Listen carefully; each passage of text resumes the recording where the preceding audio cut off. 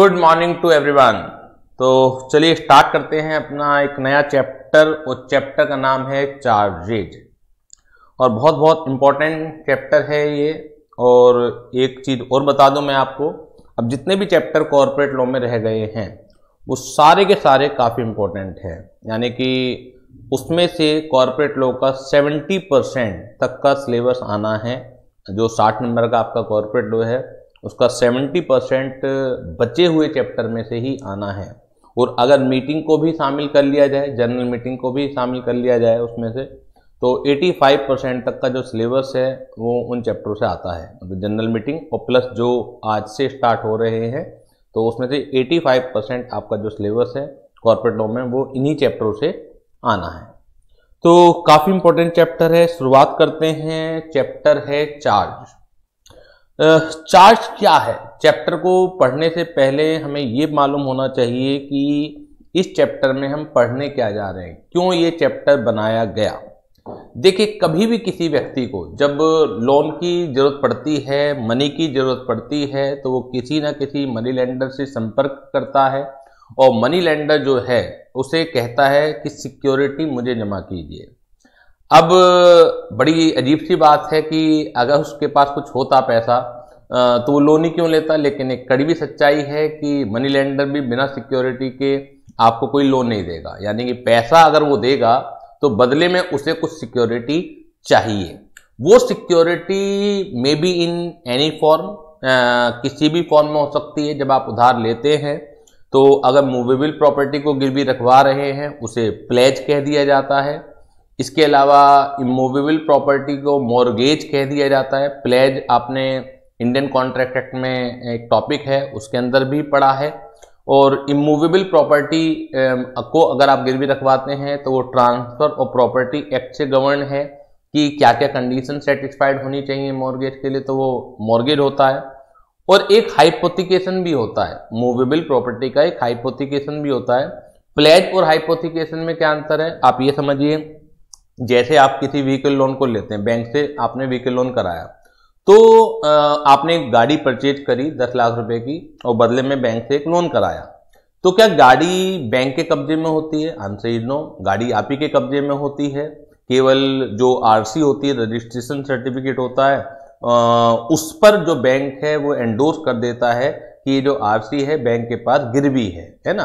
Otherwise सब कुछ आपके पास होता है। तो इस तरह के केसेस को हाइपोथिकेशन कहा जाता है। प्लेज में क्या होता है कि जो गुड्स है वो भी मनी लेंडर के पास पोजेशन में चला जाता है, यानी कि जो बोरोवर है उस गुड्स को यूज नहीं कर सकता है।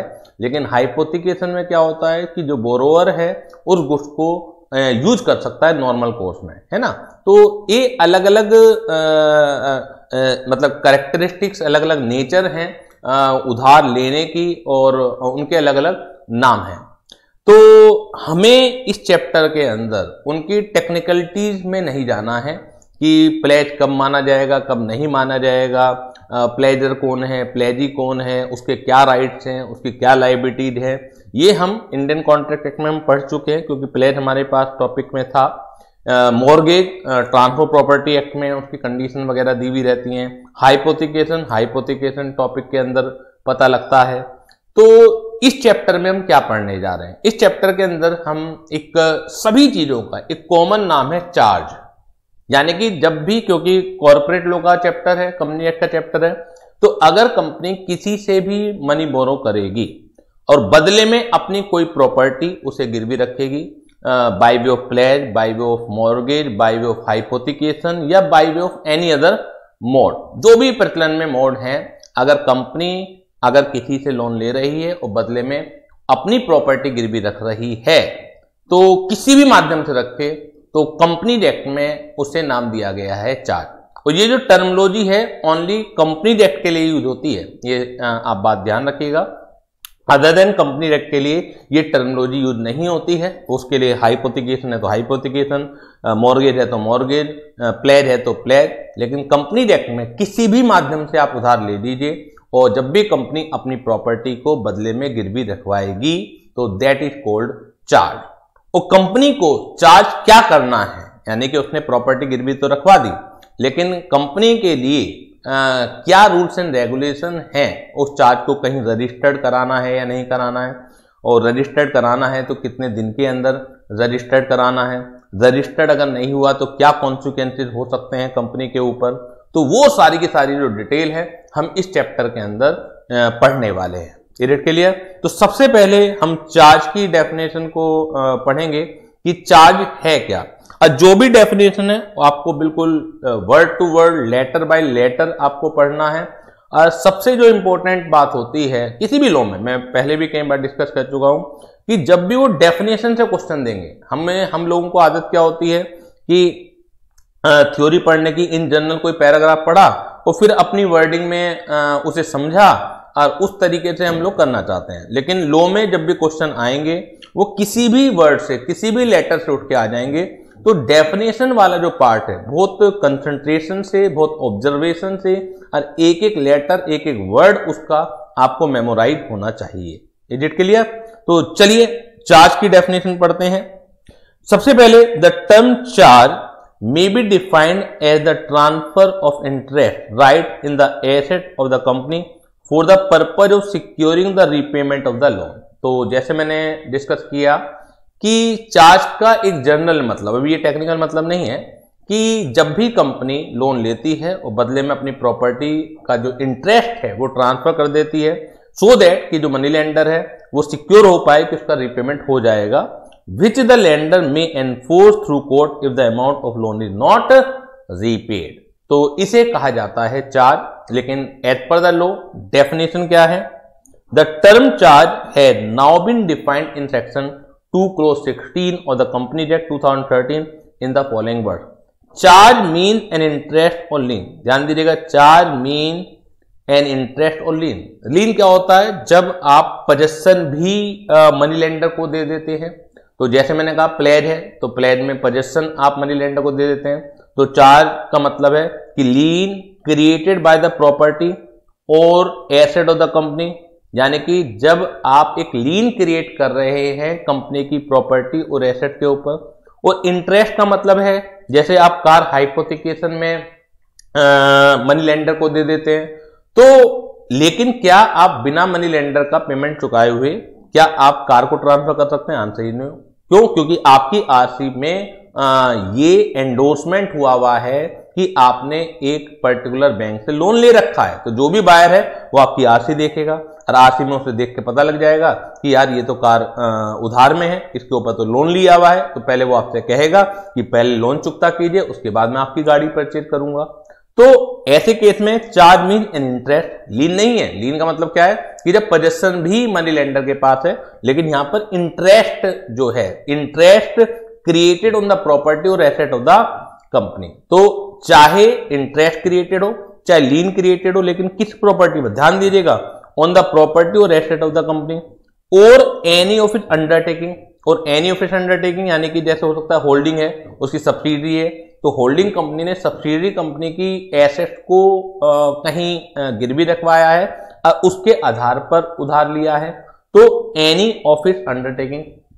तो एक एक वर्ड आपको याद रखना है। चार्ज मीन्स एनी इंटरेस्ट और लीन क्रिएटेड, किस चीज के ऊपर इंटरेस्ट या लीन क्रिएट हो रहा है? ऑन द प्रॉपर्टी और asset of the company or any of it undertaking or both, यानी कि कुछ कंपनी की खुद की प्रॉपर्टी पर हो रहा है या कुछ उसकी अंडरटेकिंग की प्रॉपर्टी पर हो रहा है। As security and includes a mortgage. जब आप एज ए सिक्योरिटी कोई इंटरेस्ट, कोई लीन क्रिएट कराते हैं, चाहे कंपनी की एसेट पर चाहे आप उसकी अंडरटेकिंग की एसेट पर, तो that is called charge and includes a mortgage. तो N includes a mortgage only clarification के लिए है, अदरवाइज कोई जरूरत नहीं थी। ये भी आपको लो धीरे धीरे करके इंटरप्रिटेशन आने चाहिए कि किस वर्ड का क्या यूज है। N includes a mortgage only clarification दिया गया है। अगर नहीं भी होता तो भी हम मानते यहां पर कि मॉर्गेज किसी भी तरह का उधार लेना देना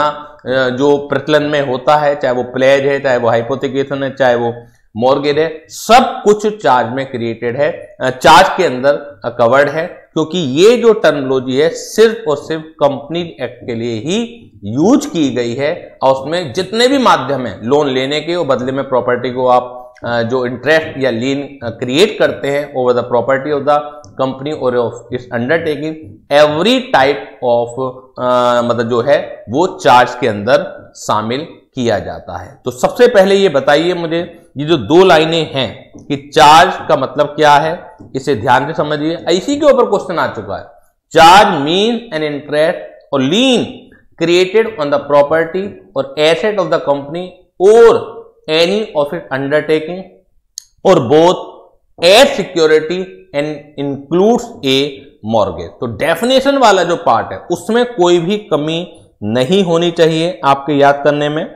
तो अब पास्ट ईयर्स निकालिएगा चैप्टर के पीछे। जैसे हर चैप्टर के बाद मैंने कुछ मतलब जो अभी तक के क्वेश्चंस आए हुए हैं वो आपको दे रखे हैं और कुछ अपने भी दे रखे हैं, उन्हीं बेसिस पर क्वेश्चन आए हुए हैं। कुछ एग्जैक्टली जो क्वेश्चन हैं वो भी आपको दे रखे हैं। तो जो क्वेश्चन आए हुए हैं, आई थिंक नवंबर 20 का एक क्वेश्चन है, वो देखिएगा। नवंबर 20 का क्वेश्चन है, नवंबर 20 का क्वेश्चन है, इसे देखिएगा। रोज प्राइवेट लिमिटेड, जल्दी से निकाल लीजिएगा। नवंबर 20 का क्वेश्चन है, 4 नंबर का है। जो भी मैंने 2 लाइनें पढ़ाई हैं, अब इन 2 लाइनों का यूज देखिए इंस्टीट्यूट ने कितने बढ़िया तरीके से किया है। ये देखना चाहते हैं ICAI वाले कि स्टूडेंट क्रैम कर रहा है या एक एक चीज को समझ के चल रहा है।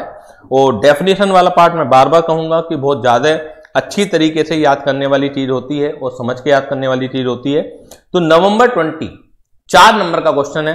Rose private limited on 3 April 2019 obtained 30 lakh working capital loan by offering its stock and account receivable. यानी कि रोज प्राइवेट लिमिटेड ने 3 अप्रैल 2019 को 30 लाख रुपए का वर्किंग कैपिटल लोन लिया और बदले में क्या गिरवी रखवाया, अपना स्टॉक और अकाउंट रिसीवेबल डेटर्स को भी गिरवी रखवाया as security in 5 lakh ad hoc overdraft on personal guarantee of the director of Rose private limited.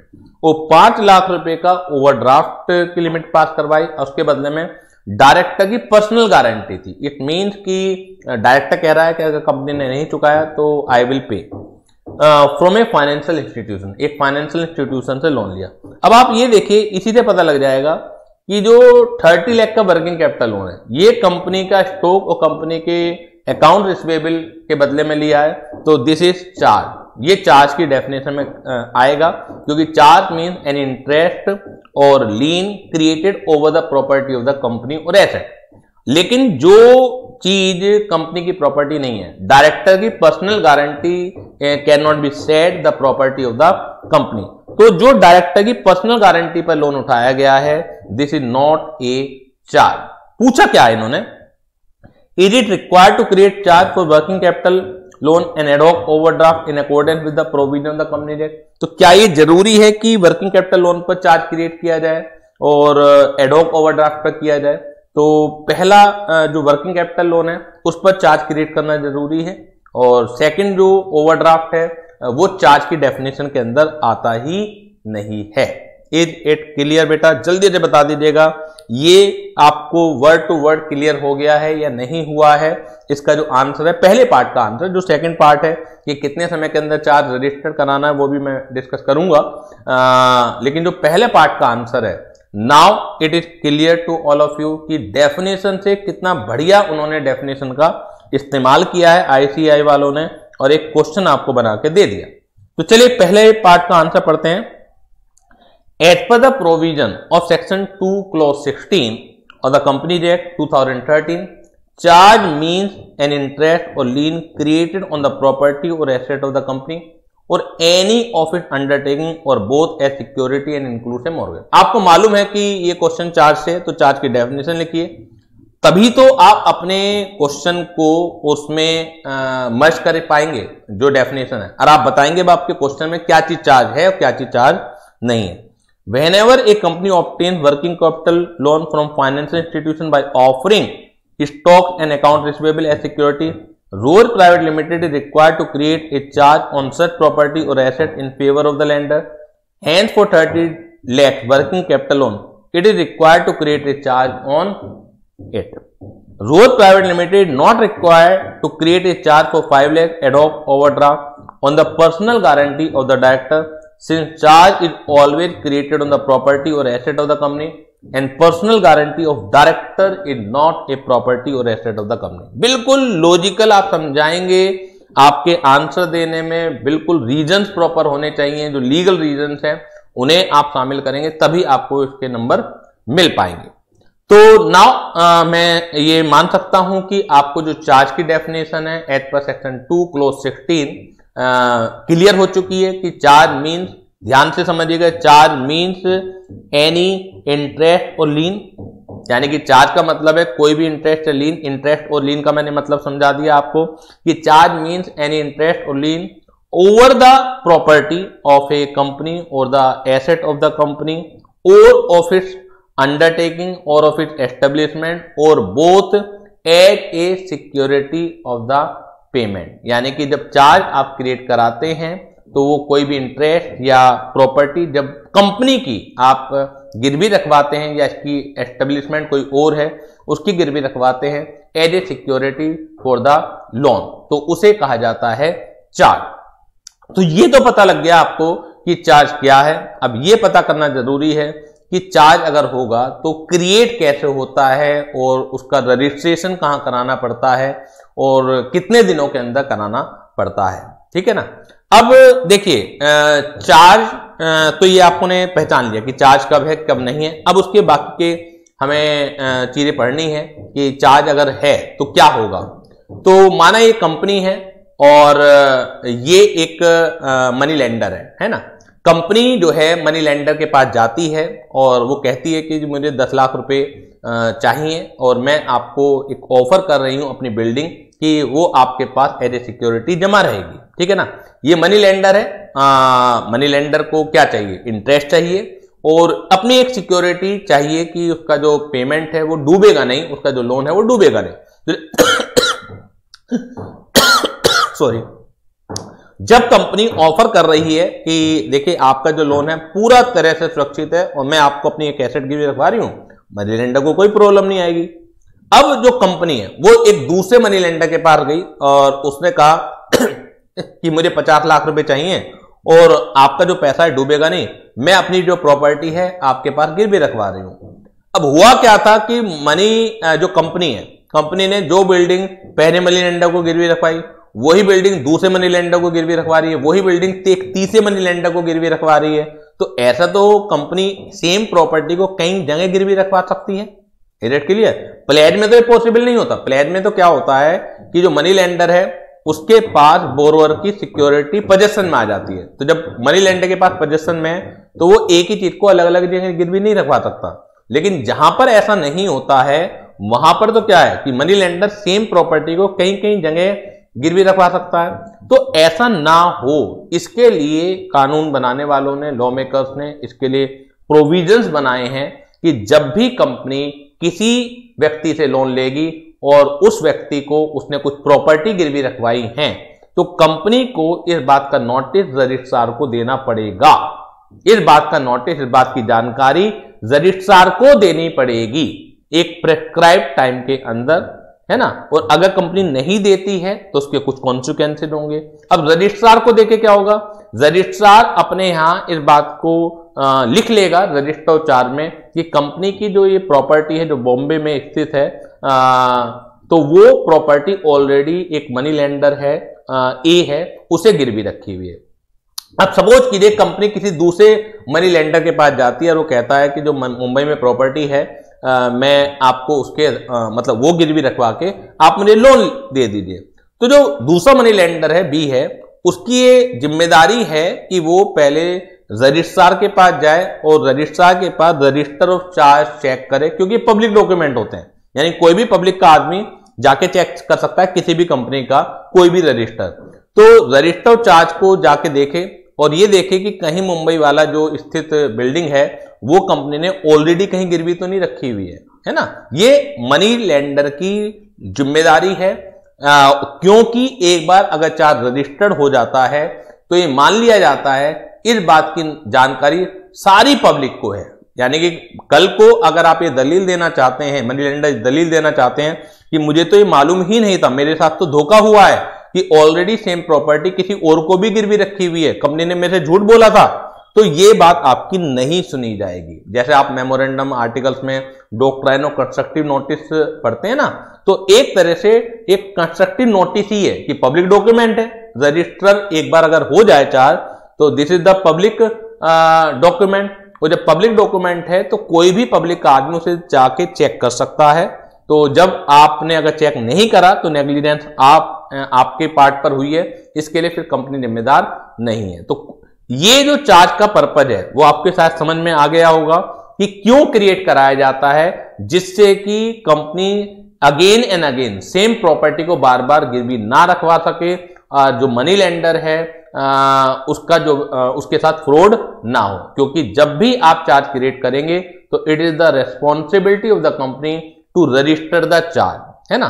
Although ये रेस्पॉन्सिबिलिटी कंपनी की है, लेकिन क्योंकि इसमें जो इंटरेस्ट है वो मनी लेंडर का भी जुड़ा रहता है, अगर कंपनी अपनी इस लायबिलिटी को पूरा नहीं कर रही है तो मनी लेंडर भी कंपनी के ब्याह पर रजिस्ट्रेशन करा सकता है चार्ज का।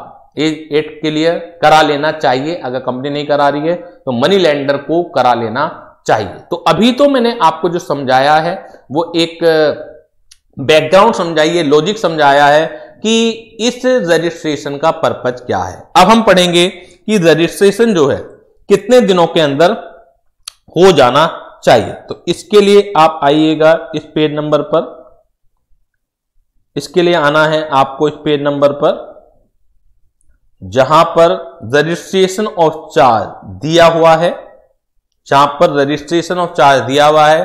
तो दिस इज सेक्शन 77 की रजिस्ट्रेशन जो है कराना है, कितने समय के अंदर कराना है वो देखिएगा। देखिए 2 टाइम लिमिट है इसकी। अगर चार्ज क्रिएट था बिफोर 2 नवंबर 2018 तो रूल अलग है।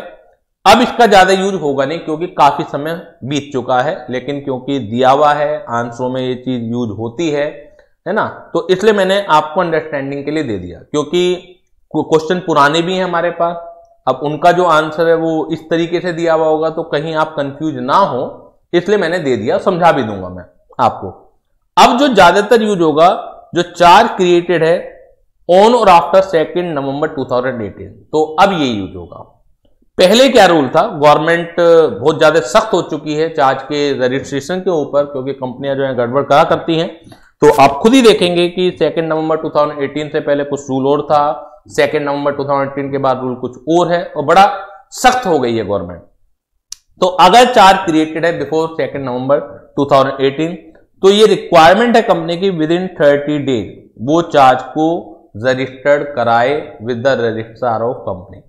अगर विद इन 30 डेज नहीं हो पाया तो आप 300 दिन के अंदर, यानी कि एक्स्ट्रा जो मिलेंगे आपको वो 270 डेज, तो 270 डेज कम नहीं होते हैं, एक्स्ट्रा 270 डेज में भी कंपनी जो है इस चार्ज को रजिस्टर करा सकती थी on payment of additional fees.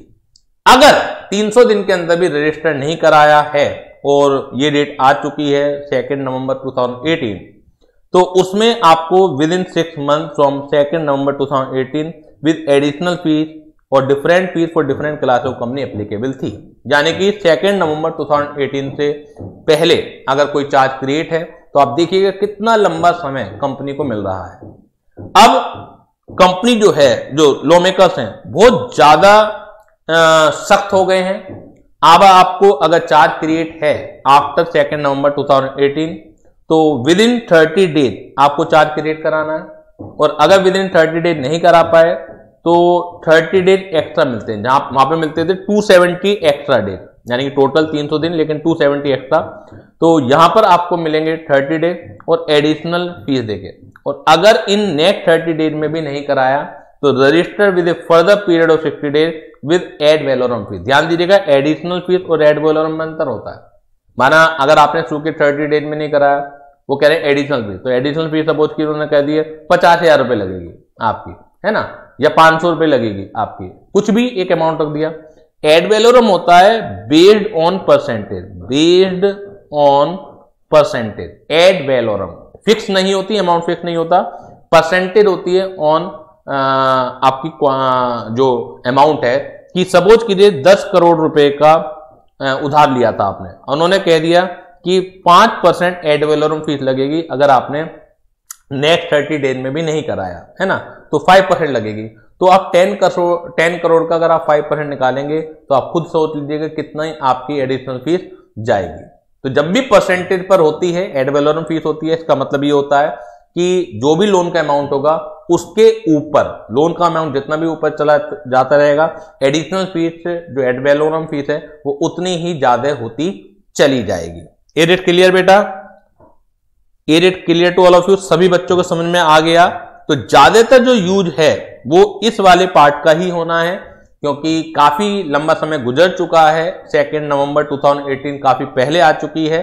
तो जो भी अब क्वेश्चन पूछे जाएंगे 2 नवंबर 2018 के बाद के पूछे जाएंगे। तो शुरुआत का पीरियड 30 डेज है, 30 डेज में नहीं क्रिएट कर पाते हैं तो additional 30 days with additional fees, और अगर एडिशनल 30 डेज में भी नहीं कर पाते हैं तो एडिशनल 60 डेज, लेकिन उसमें एड वैलोरम फीस यूज होगी। इस बात का आपको विशेष तौर पर ध्यान रखना है। एडिशनल फीस कहां पर वर्ड यूज होगा और एड वैलोरम कहां यूज होगा, इस बात को आपको अच्छी तरीके से ध्यान में रखना है, नहीं तो पकड़े जाएंगे आप। क्लियर हो गई बात?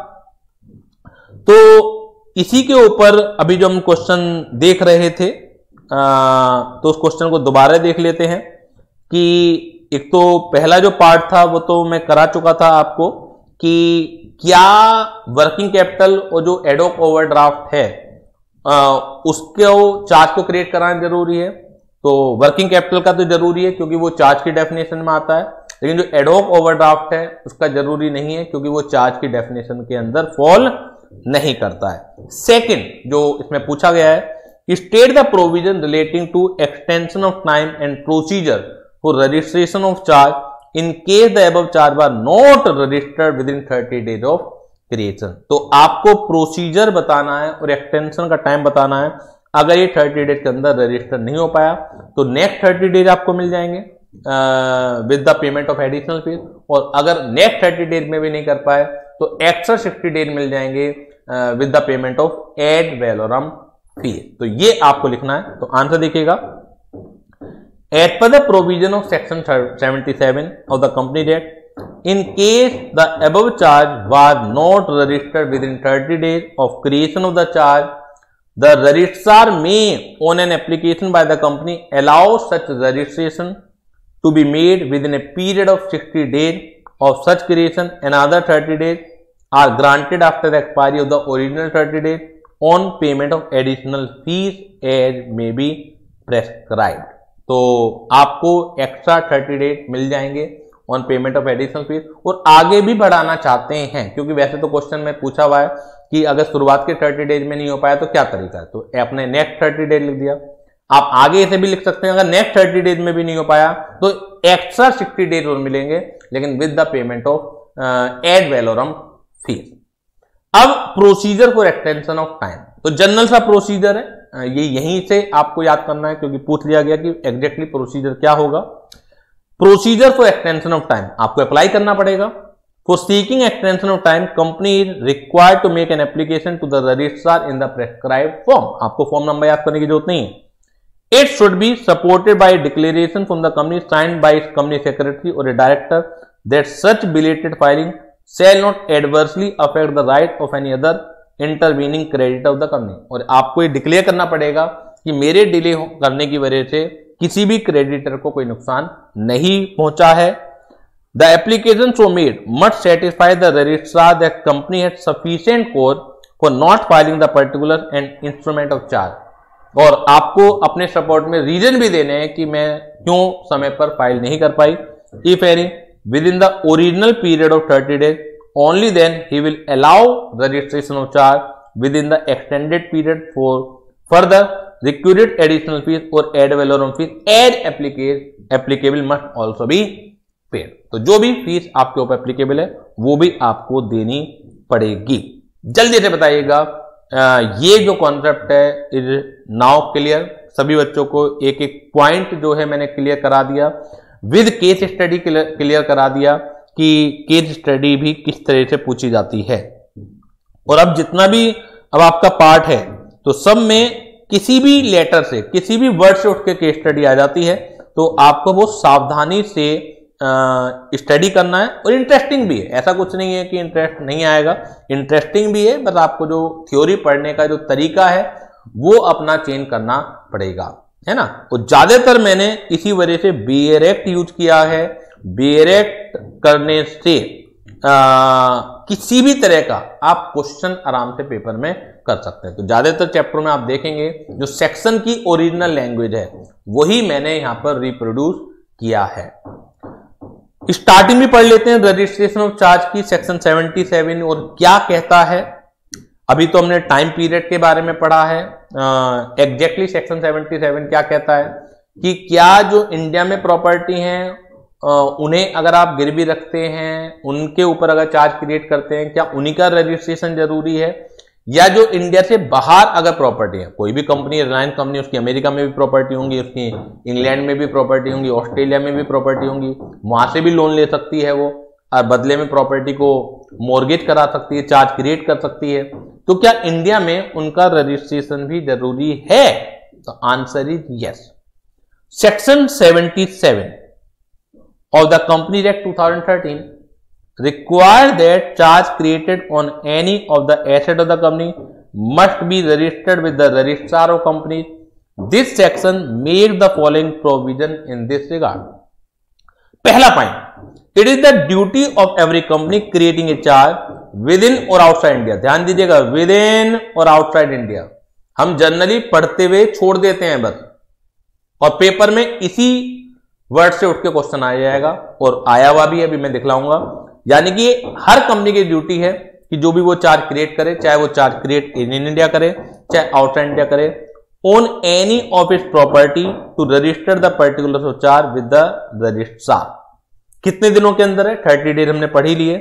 The particular of charge must be filed with the registrar for registration within 30 days और the creation of the charge. However, the registrar may extend the time by prescribed days on payment of additional fees.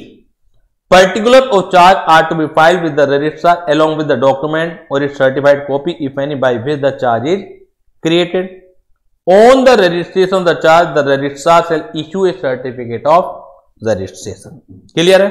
तो यहां से जो हमें चीज पता लगी section 77 से, तो एक चीज और पता लगी कि जी चाहे विद इन इंडिया है चाहे आउटसाइड इंडिया है, आपको दोनों तरह के चार्ज ही रजिस्टर्ड कराने पड़ेंगे।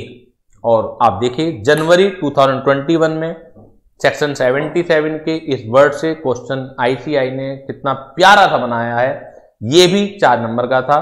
तो January 2021 Moonlight Limited is having its establishment in USA. एक मून लाइट लिमिटेड कंपनी है, उसका एस्टेब्लिशमेंट यूएसए में है। It obtained loan there creating a charge on the asset of the foreign establishment. तो उसने वही लोन लिया और अपनी फॉरेन एस्टेब्लिशमेंट की जो प्रॉपर्टी है वो चार्ज क्रिएट किया उसके ऊपर। The company received A notice from the registrar of company for not filing the particular of charge created by the company on the property और एसेट आउटसाइड इंडिया। रजिस्ट्रार को पता लग गया कहीं से, रजिस्ट्रार ने नोटिस इशू किया company के ऊपर कि जी आपने एक चार्ज क्रिएट कराया था उन प्रॉपर्टी पर जो आउटसाइड इंडिया सिचुएटेड है और आपने हमें रजिस्टर नहीं कराया। The company wants to defend the notice on the ground that it shall not be the duty of the company to register the particular charge created on property outside India. तो company इसको defend करना चाहती है कि आपका notice ही गलत है, क्योंकि हम लाइबिल ही नहीं है उन प्रॉपर्टी पर चार्ज रजिस्टर्ड कराने के लिए जो आउटसाइड इंडिया है। तो do you agree with the stand taken by the company? Give your answer with respect to the provision of the companies act 2013। तो क्या आप इस बात से सहमत हैं? The answer is no. अभी हमने सेक्शन 77 पढ़ा कि it is the duty of the company to register the charge if created whether on property situated in India or outside India. तो ये जो ग्राउंड है कंपनी का कि हम उन प्रॉपर्टी पर चार्ज रजिस्टर्ड करने के लिए लाइबिल नहीं है जो प्रॉपर्टी आउटसाइड इंडिया सिचुएटेड है, तो it is not tenable in law. Tenable का मतलब है ये चीज नहीं मानी जा सकती है। तो देखिएगा solution. According to section 77 of the company act 2013, it shall be the duty of the company creating a charge within और outside India on its property or asset or any of its undertaking, whether tangible or otherwise, and situated in or outside India to register the particulars of charge. Thus, charge may be created within in India or outside India. Also, the subject matter of the charge, that is the property or asset or any of the company's undertaking, may be situated within India or outside India. तो ये तो आपने provision of the law लिखा। अब आप अपने question का answer देंगे। In the given question the company had obtained A loan by creating a charge on the asset of the foreign establishment. तो ये फैक्ट ऑफ द केस लिखे आपने कि क्वेश्चन में क्या कह रहा है और लास्ट में conclusion. As per the above provision, it is the duty of the company creating a charge within और outside India on its property और एसेट और any of its undertaking, whether tangible और intangible और otherwise, whether situated in or outside India, to register the particulars of the charge. Hence, the stand taken by Moonlight Limited not to register the particulars of charge created on the asset located outside India is not correct. Is it clear to all of you? सभी बच्चों को बेटा ये clear है या नहीं है? जल्दी से बताइएगा। सभी बच्चे बताएंगे कि ये चीज क्लियर है या नहीं है। एक डायरेक्ट क्वेश्चन मई 2018 में 6 मार्क्स का पूछा गया है। Explain the term charge, definition दे दीजिएगा आप। तो state the circumstances under which necessity to create a charge arises.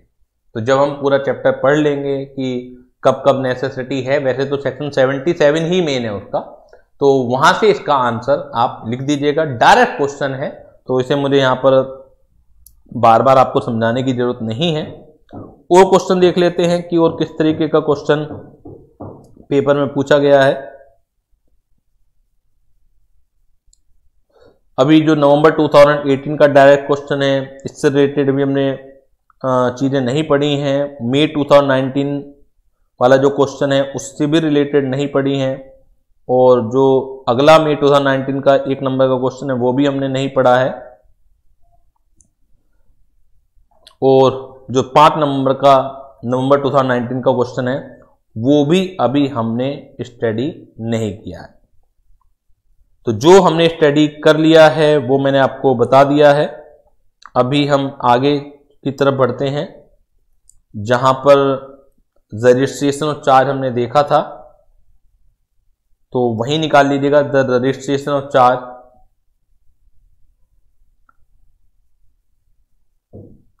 Registration of charge निकाल लीजिएगा।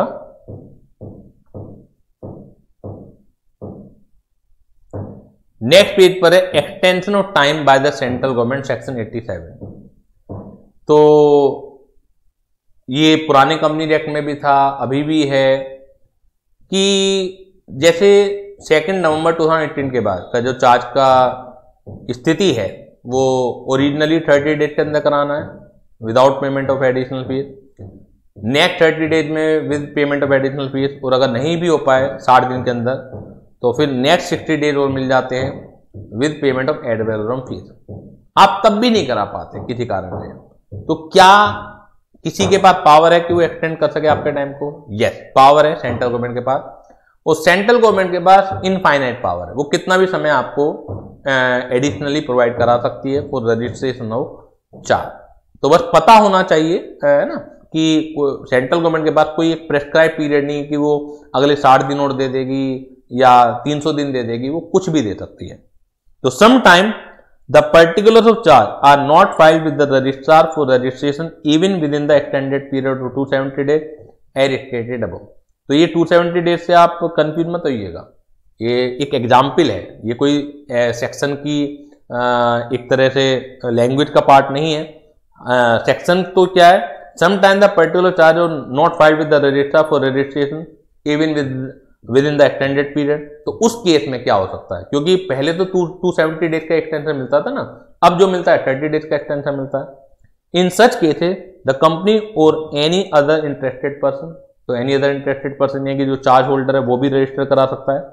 That is the person in whose favour the charge is created may apply to the central government for extension of time of registration and the central government may extend the time if it is satisfied that. उसे satisfied कराना पड़ेगा कि आपने जो omission हुआ है वो जानबूझकर नहीं करा, एक्सीडेंटली हो गया, कुछ स्थितियां ऐसी थी कि आप समय रहते हुए चार्ज को रजिस्टर्ड नहीं करा पाए। The omission to file the particular within the prescribe time was accidental, that is it was unexpected and not a designed one. यानी कि बाई चांस है, स्थितियां ऐसी थी, तो जब आप अपनी स्थितियों से वाकिफ कराएंगे सेंट्रल गवर्नमेंट को भी लगता होगा कि वास्तव में स्थिति ऐसी थी कि नहीं हो सकता था। The omission to file the particular within the prescribe time was due to inadvertence, that is not intentional और willful. The term inadvertence also include the ignorance of the provision और omission to file the particular within the prescribed time was due to some other sufficient cause or omission to file the particular within the prescribed time does not adversely affect the provision of the creditor or member of the company। यानी कि company के member creditor पर कोई adverse effect नहीं पड़ेगा अगर इन बातों से सेटिस्फाइड हैं। द सेंट्रल गवर्नमेंट में also extend the time if it is satisfied that granting of extension of time is otherwise just and equitable. It may be noted that no time limit such as 30 days, इस तरह की कोई specified नहीं है, is prescribed in the section by which the extension may be allowed by the central government। तो इस तरह की कोई टाइम लिमिट प्रेस्क्राइब नहीं है। अगर सेंट्रल गवर्नमेंट आपकी इन बातों से सेटिस्फाइड होगी तो वो आपका जो टाइम है वो एक्सटेंड कर देगी, अदरवाइज वो मना कर देगी। क्लियर हो गया बेटा? जल्दी से बताइएगा।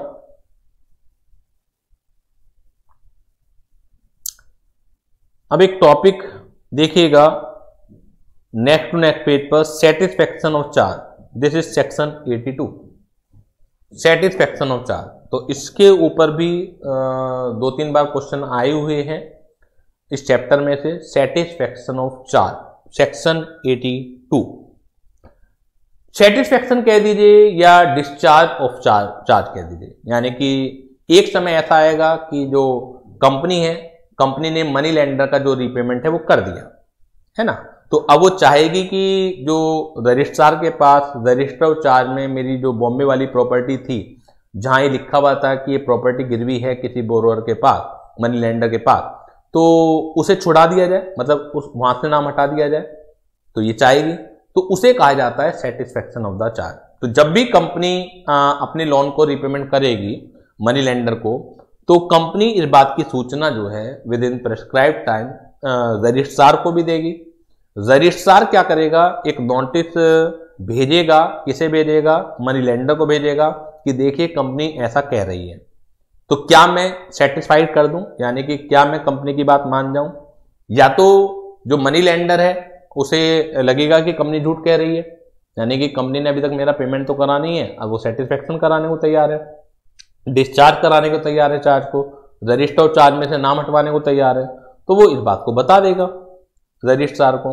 तो जब रजिस्ट्रार को आपत्ति आएगी मनी लेंडर की, तो फिर आगे का प्रोसीडिंग चलती है कि दोनों पार्टी को बुलाया जाएगा, फिर रजिस्ट्रार देखेगा कौन सही है कौन गलत है, ये डिसाइड करेगा। यहाँ पर वो सब चीजें तो हम पढ़ नहीं सकते, हमें तो यहाँ पढ़ना है कि क्या प्रोसीजर है, और अगर मनी लेंडर ने कोई आपत्ति दर्ज नहीं कराई तो जो रजिस्ट्रार है वो सेटिस्फाइड कर देगा चार्ज को।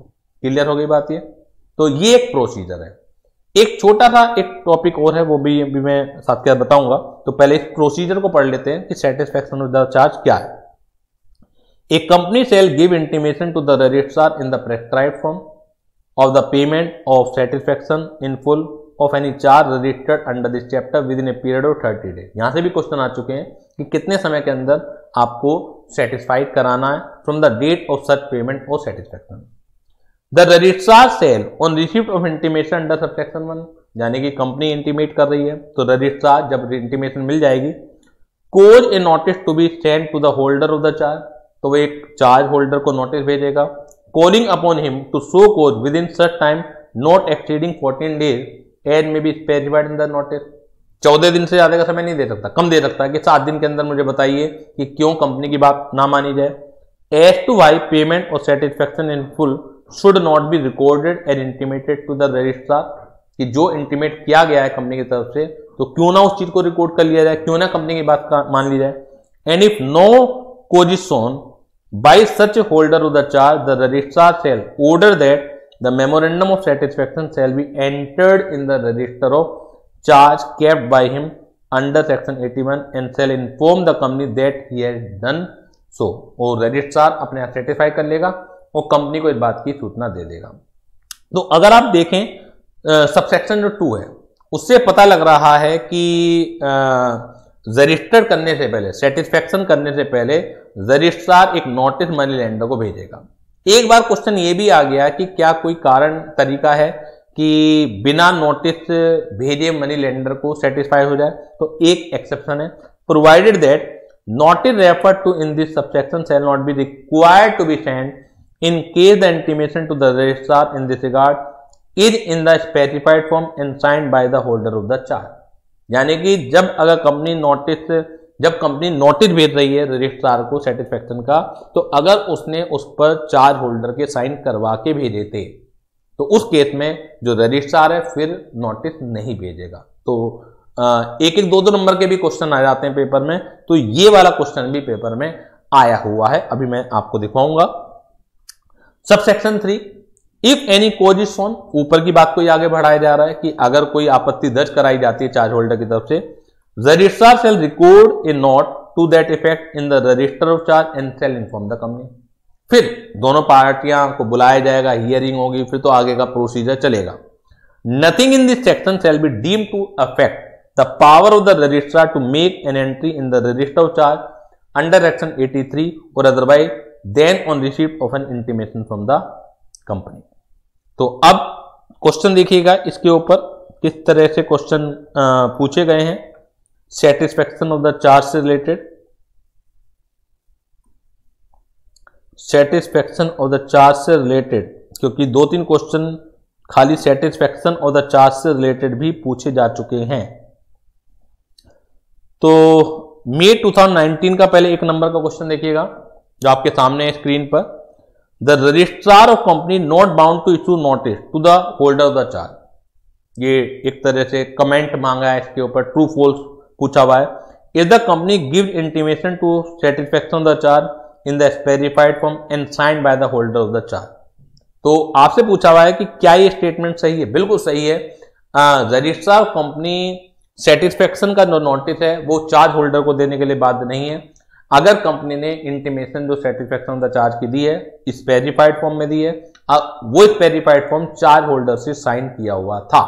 आंसर देखिएगा, according to the provided to section 82 subsection 2 और the companies act 2013, no notice shall be required to be send in case the intimation to the registrar in this regard is in the specified form and signed by the holder of charge, hence the given statement is true।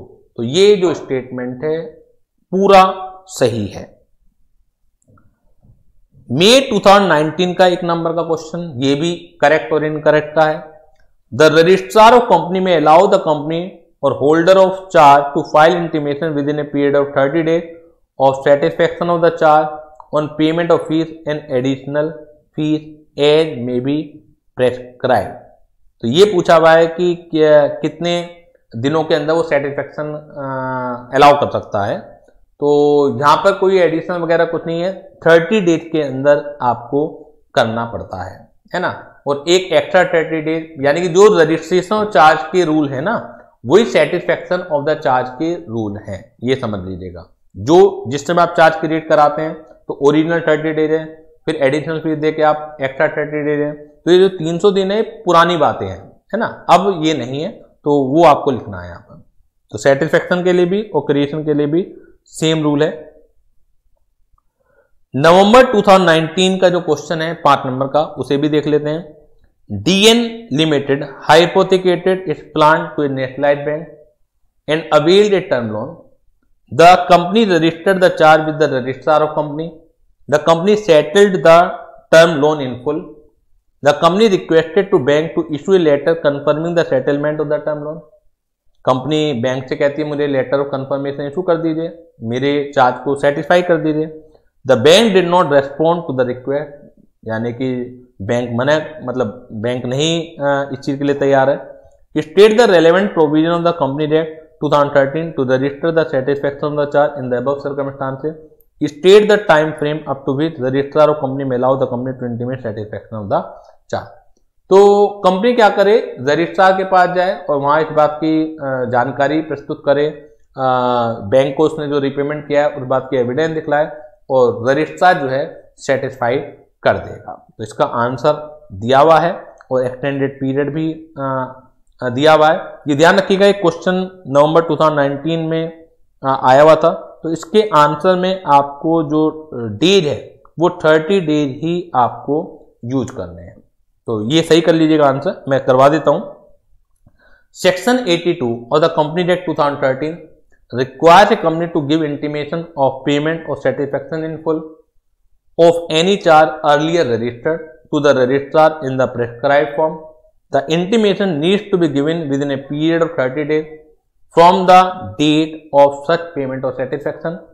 Extended period of intimation provided to section 82(1) extend the period of intimation from 30 days to 300 days.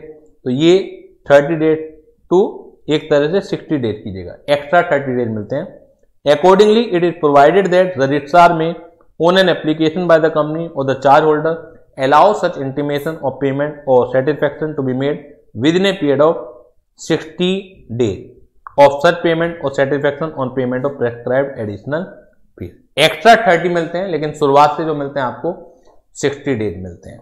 Clear हो गई बात? जल्दी से बताइएगा। Now it is clear to all of you, सभी बच्चों को एक कॉन्सेप्ट जो है क्लियर है या नहीं है?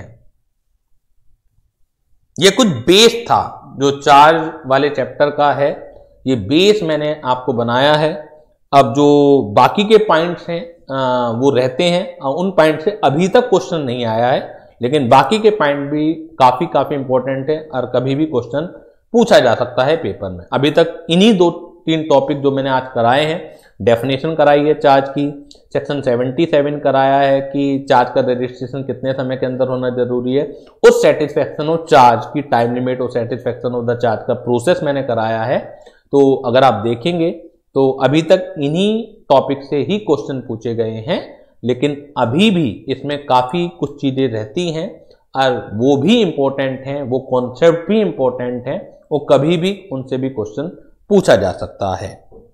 तो नाउ आज की क्लास को हम यहीं पर साइन ऑफ करेंगे। नेक्स्ट क्लास में इस टॉपिक को आगे बढ़ाएंगे, जो इसके और रेलेवेंट प्रोविजंस हैं वो हम स्टडी करेंगे। तब तक के लिए थैंक यू वेरी मच।